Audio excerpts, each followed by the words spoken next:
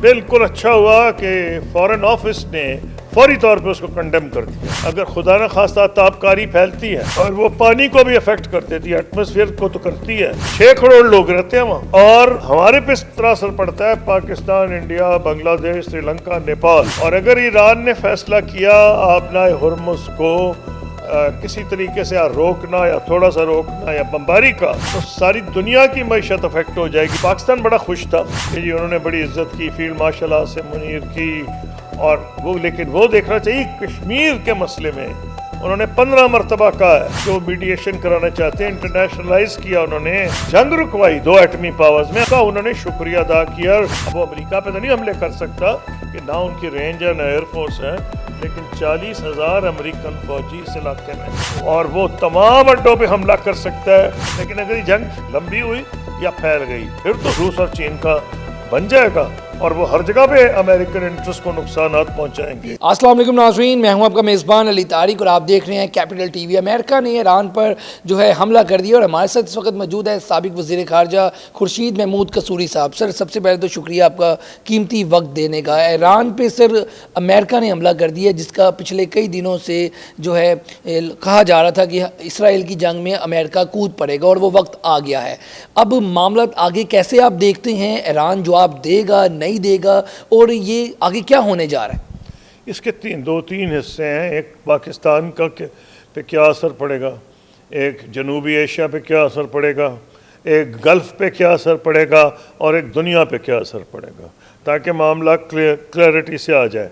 یہاں تک پاکستان کا تعلق ہے, بہت اچھا ہوا کہ معاملہ فوراً کلیئر کر دیا گیا, کیونکہ فیلڈ مارشل عاصم منیر کی جو میٹنگ ہوئی تھی اور ان کے لیے لنچ دیا تھا پریزیڈنٹ ٹرمپ نے, اس کے بعد پاکستان مخالف قوتوں نے یہ افواہیں پھیلانی شروع کر دی تھیں کہ جی اس کا مقصد یہ ہے کہ ایران پہ ممکنہ حملے میں پاکستان مدد کرے گا. بالکل اچھا ہوا کہ فورن آفس نے فوری طور پہ اس کو کنڈیم کر دیا. اس سے بھی اچھا ہوا کہ پرائم منسٹر آف پاکستان اور پریزیڈنٹ آف ایران کی بات چیت ہو گئی, تاکہ اس قسم کی افواہیں دم توڑ جائیں. میں یہ سمجھتا ہوں کہ اور میں نے ابھی بھی پاکستان سیکورٹی کونسل کا ممبر ہے. سیکورٹی کونسل کا ممبر میں اس وقت تھا جب پاکستان بہت بڑے امتحان میں پڑ گیا تھا. میں نے سیکورٹی کونسل پریزائڈ کیا ہے. مصیبت یہ آ گئی تھی کہ ہمیں یہ نہیں پتا تھا کہ کیا یہ اچھی بات ہے بری بات ہے کہ ہم سیکورٹی کونسل کے ممبر بن چکے ہیں ایسے وقت میں جب امریکہ ہمارا حلیف تھا, ہمیں میجر نان نیٹو ایلائی کا سٹیٹس تھا, اور ساتھ اس نے فیصلہ کیا کہ وہ عراق پہ حملہ کرے گا.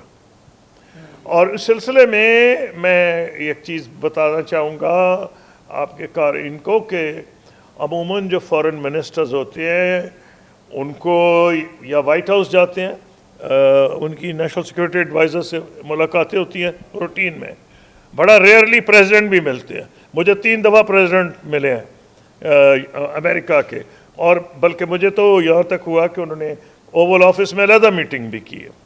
کیونکہ پاکستان کا بڑا اونچا پروفائل تھا اس وقت, اور یہاں ہم جاتے ہیں اسٹیٹ ڈپارٹمنٹ میں سیکرٹری آف اسٹیٹ سے ملنے کے لیے, تو مجھے دعوت آئی secretary of defence Donald Rumsfeld کی کہ آپ آئے, تو میں حیران ہوا کہ مجھے کیوں دعوت دے رہے ہیں.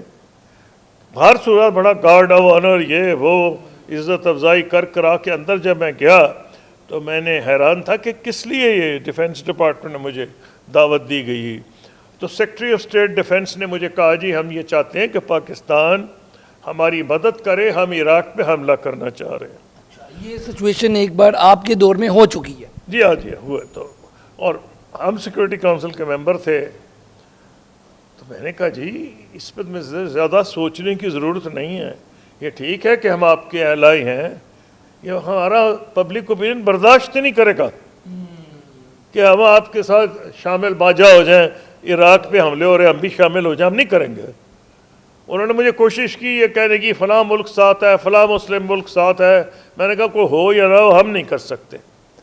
اور آپ نے دیکھا ریکارڈ بتاتا ہے, اب اس وقت کا ریکارڈ دیکھ لیں کہ پاکستان, فرانس اور جرمنی نے اتنی زبردست مخالفت کی کہ امریکہ فیل ہو گیا, سیکورٹی کونسل سے اس کو ووٹ نہیں ملا. ابھی یہ جو لنچ ہوا ہے پھر جب وہ فیل ہو گئے تو انہوں نے کیونکہ فیصلہ کیا تھا حملہ کرنے کا، تو انہوں نے ایرے غیرے نتھو خیرے جو چھوٹے پاچے کو جزیرے ادھر کے ادھر کے مل گئے، ان کو نام بھی نہیں لیتا، ان کی بے عزتی کرنا مقصد نہیں ہے، چھوٹے چھوٹے ملک تھے، اور کہہ دیا ہم نے حملہ کر دیا کولیشن آف دا ولنگ کے ساتھ. اس کی جو انہیں قیمت ادا کرنی پڑی امریکنوں کو. آپ دیکھیں عراق میں کتنا قتل عام ہوا، امریکہ کو کتنا نقصان ہوا. تو آنا تو بڑا آسان ہوتا ہے، ویٹنام بھی گئے تھے، افغانستان بھی گئے تھے، عراق بھی گئے تھے، جو حشر ہوا وہ دیکھ لیا. تو اس کا مطلب یہ ہے کہ جو آپ نے ایک بات شروع کر دی ہے، اس کا لاجیکل کیا نتیجہ ہوگا؟ صاحب یہ بتائیے گا کہ جوہری تنصیبات پر امریکہ نے حملہ کیا، اس کے بعد کیونکہ جوہری تنصیبات ہے تو حملہ کرنے کے بعد اس کے جو نقصانات ہیں، اس کی جو وہاں پر اس کی جو شعائیں کہہ لیں، اس کی جو تابکاری چیزیں ہوں گی، وہ تو پورے خطے کو نقصان پہنچا دے گی. یہ اب آنے والے دنوں میں آپ اس حوالے سے کیا دیکھتے ہیں؟ کیا کوئی بہت زیادہ اس طرح کی چیزوں سے نقصان پاکستان کو بھی ہو سکتا ہے؟ جی ہاں، نقصان ہو سکتا ہے علاقے کے تمام ممالک کو اور پاکستان، کیونکہ وہ جو ممالک ہیں تو ڈائریکٹلی افیکٹڈ ہے. اگر خدا نہ خواستہ تابکاری پھیلتی ہے اور وہ پانی کو بھی افیکٹ کر دیتی ہے، ایٹماسفیئر کو تو کرتی ہے. 6 کروڑ لوگ رہتے ہیں وہاں، اور ہمارے پہ اس طرح اثر پڑتا ہے. پاکستان، انڈیا، بنگلہ دیش، سری لنکا، نیپال، ہمارے ملینز آف ورکرز وہاں کام کر رہے ہیں، اور ہمیں جو ارننگز ملتی ہیں ریمیٹنسز سب سے زیادہ اس علاقے سے آتی ہیں. اور اگر ایران نے فیصلہ کیا آبنائے ہرمز کو کسی طریقے سے روکنا یا تھوڑا سا روکنا یا بمباری کا، تو ساری دنیا کی معیشت افیکٹ ہو جائے گی، صرف ہماری نہیں ہوگی. 21% وہاں سے تیل اور گیس جاتا ہے، تو پھر تو آنے والے دنوں میں تیل پٹرول ملنا تو یہاں پہ 10 روپے مہنگا ہو تو کیا حال ہوتے ہیں، تو پھر تو ساری دنیا کی معیشت افیکٹ ہو جائے گی. $1 بڑھنے سے یہاں مصیبت پڑ جاتی ہے جنوبی ایشیا کے غریب ممالک میں. اس لیے ہوش کے ناخن لینے چاہیے، اور میں سمجھتا ہوں کہ سیکورٹی کونسل کو اب ڈپلومیٹک رول ابھی بھی رہنا چاہیے. سر ایرانی وزیر خارجہ یہ کہہ رہے ہیں کہ امریکہ ایک طرف مذاکرات کر رہا تھا اور دوسری طرف انہوں نے ہم پر حملہ کر دیا. کیا اس وقت سوچ ہے ٹرمپ صاحب کی، جو وہ مذاکرات بھی کرتے ہیں اور پھر اٹیک بھی کرتے ہیں؟ اور امریکہ اور ساری دنیا قیمت ادا کریں گے. ٹرمپ صاحب ایسے ادا کریں گے قیمت کہ انہوں نے الیکشن جیتا تھا یہ کہہ کے کہ میں اپنے ملک کو جنگوں سے باہر نکالوں گا. اسی لیے اچھا پاکستان کی میں پوزیشن، پاکستان بڑا خوش تھا کہ جی انہوں نے بڑی عزت کی، فیلڈ مارشل عاصم منیر کی، اور وہ لیکن وہ دیکھنا چاہیے کشمیر کے مسئلے میں انہوں نے 15 مرتبہ کہا ہے کہ وہ میڈیشن کرانا چاہتے ہیں، انٹرنیشنلائز کیا انہوں نے، جنگ رکوائی 2 ایٹمی پاورز میں. اس کا انہوں نے شکریہ ادا کیا، اور اسی پیراہے میں دیکھنا چاہیے فیلڈ مارشل عاصم منیر کی جو میٹنگ ہے. لیکن بہت اچھا ہوا کہ فارن آفس نے بغیر وقت ضائع کیے اس کو کنڈیم کر دیا، اور پرائم منسٹر پاکستان اور پریزیڈنٹ ایران کی بات چیت بھی ہوئی. افسوسناک چیز یہ بھی ہوئی ہے، ایران برادر ملک ہے، اس پہ حملہ ہو گیا. افسوسناک چیز یہ ہے کہ ہم بڑے خوش تھے کہ انہوں نے بہت اچھا رول ادا کیا، اسی لیے ان کو نوبل پرائز کے لیے یہاں سے نامینیٹ کیا گیا کہ انہوں نے 2 ایٹمی ملکوں میں جنگ رکوانے کی کوشش کی. تو وہ تو کیا کہہ سکتے ہیں کہ مجھے یاد آ گئی پرانی کہانی کہ ہندوستان نے جب حملے 5 جوہری دھماکے کیے تھے بڑا خوش تھا. تو انہوں نے ایک انڈین لیڈر سے پوچھا کہ جب پاکستان نے 6 کر دیے تو انہوں نے کہا کہ میں نے تو شیمپین پی ہوئی تھی، میں تو بڑے نشے میں تھا جب 5 انہوں نے کیے ہیں. تو انہوں نے کہا یہاں سے تو 6 ہو گئے. تو انہوں نے ایسے لگا کہ شیمپین میں کسی نے اچار ملا دیا، نشہ اتر گیا سارا نشہ اتر گیا. تو ہمیں تو بڑا افسوس یہ ہوا کہ ہم تو بڑے خوش تھے کہ بھئی پاکستان کی سپورٹ ہو رہی ہے، جنگ رکوا دی ہے. لیکن یہ جو قیمت ہے نا، یہ پریزیڈنٹ ٹرمپ کو ادا کرنی پڑے گی.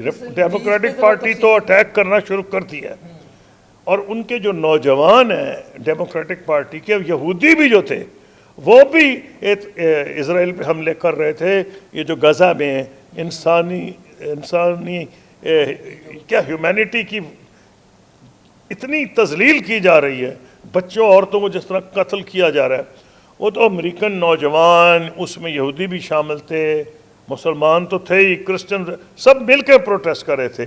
اور بائیڈن کو قیمت ادا کرنی پڑی، الیکشن جو ہارا ہے اس میں ایک وجہ یہ تھی کہ اس کی پالیسی سے ایک تو جو مسلمان ووٹر متنفر ہوا، نمبر دو وہ لوگ جو کرسچنز تھے یا یہودی تھے وہ سمجھتے تھے کہ یہ غیر انسانی پالیسی وہ اپنا رہا ہے بائیڈن.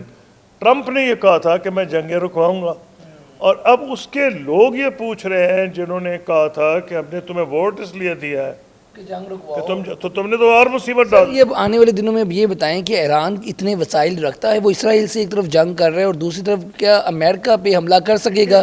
آپ کا تجزیہ اس پہ. ایران کا تو نقصان ہوگا، علاقے کا نقصان ہوگا، ہمارا نقصان ہوگا، ہماری قیمتیں بڑھ جائیں گی، ہماری معیشت کے اوپر اثر. ایران سر ہم امریکہ پہ حملہ کرے گا کہ جو ان کی خواہش ہے نا، مجھے نہیں لگتی کہ وہ آن گراؤنڈ جب تک امریکہ کے، اسرائیل کی تو حیثیت ہی کوئی نہیں کہ وہ اس کی اتنی فوج ہی نہیں، نہ بارڈر ملتا ہے، وہ اوپر سے تو ضرور ٹیکنالوجی ایڈوانسڈ ہے.